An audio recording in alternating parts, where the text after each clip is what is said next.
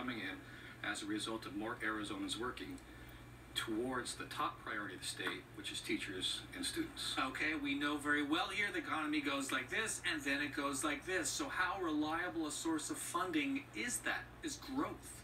So I've been around the state capitol and budgeting since around 2005.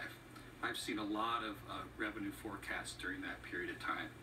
And I feel very comfortable recommending to the governor and to the current speaker and president of the Senate that this forecast is not only reliable, but frankly, it's fairly conservative. And when these numbers come out, you'll see that they are in line with the Financial Advisory Committee and other economists who advise that committee. Okay, so relying on economic growth. I understand some of this might come from a hospital assessment.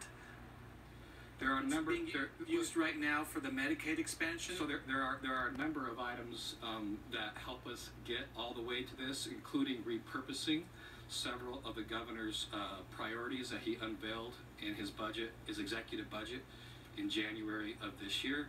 And we believe that the combined with the economic growth, with caseload savings, and with reprioritizing that budget, then we can get to what's necessary that's sustainable and ongoing for this teacher. So there are a lot of different baskets you're pulling money from for this. There are three main categories: new revenue growth, adjustments to caseload because the economy is going so well, and repurposing the governor's priorities. And what about the assessment? Would the hospital assessment, would that be used to help pay for teacher raises? There are mechanisms in there that do assist in getting there, and the hospital assessment could potentially be part of that, but we'll be working with the legislature on those final details. Do you think legislature, which sued over the hospital assessment, would go for it? So, Brandon, it used to pay for teacher raises. It's not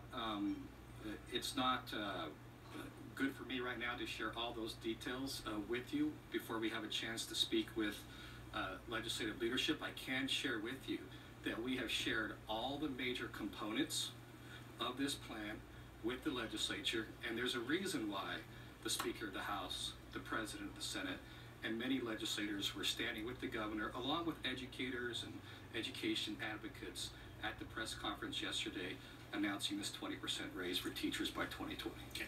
Red for Ed made a point of including school staff, not just teachers, in their demands for more money. Would school staff be be benefiting from these raises? So the other key component to the governor's plan is he continues to restore recession-era cuts to additional assistance. This is $100 million above and beyond the 20% pay raise. $100 million this year that will go to school districts, and over the next 5 years, fully restore that recession-era cut to the tune of $371 million. Here's why that's important, Brad. That money that is going to additional assistance will free up dollars that were previously going from personnel to that soft capital.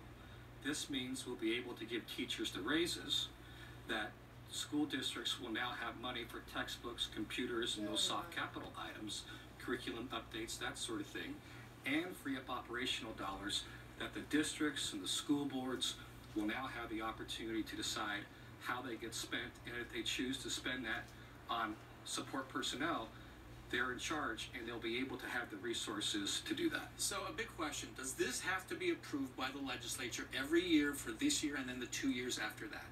So we are on a 3-year budget cycle. So what you'll see this year is a vote on the specific FY19. For the 9% raise. And then you'll see as well how we're going to do the additional 5% in every other part of the budget in the 3-year cycle leading up to 20. But is a future legislature bound to vote for that? There is to sign off on that? There is nothing in the budget that any future legislature you can say is bound by. But by putting these dollars in the base, ongoing and inflated, they are protected. They are okay. Just to be clear, so is it fair to say this is a 9% raise for this year? If passed by the legislature, it'll be 10% for this year. Okay, say 10. It still has to happen. Still has to be approved, and then we'll see about coming years because the governor can't guarantee that, can he? The governor can because he has the power of the veto pen, and it's going to be in the 3-year budget. So it'll be 5% next year, 5% the year after. So by 2020, it's 20%. All right, Kirk Adams, thanks so much for joining us. Again, debate likely to start on Monday. When we come back.